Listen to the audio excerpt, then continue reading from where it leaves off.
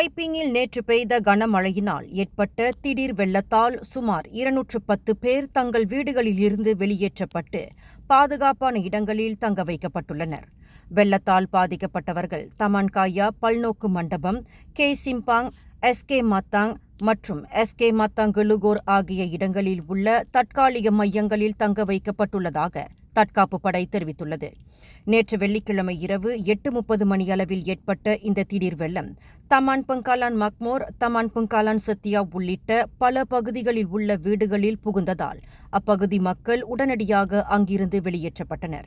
இந்நிலையில் இன்று அக்டோபர் 4ஆம் தேதி ஹுலுபேரா, குவாலகங்சார் உள்ளிட்ட பல பகுதிகளில் கனமழை பெய்யும் வாய்ப்பு இருப்பதாக வானிலை ஆய்வு மையம் தெரிவித்துள்ளது. மேலும் செய்திகளை தெரிந்து கொள்ள கீழே இருக்கும் பெல் பட்டனை அழுத்துங்கள். உங்கள் மகிழ்ச்சியை வெளிப்படுத்த லைக் மற்றும் ஷேர் செய்யுங்கள். தொடர்ந்து திசைகளோடு இணைந்திருக்க சப்ஸ்கிரைப் செய்யுங்கள்.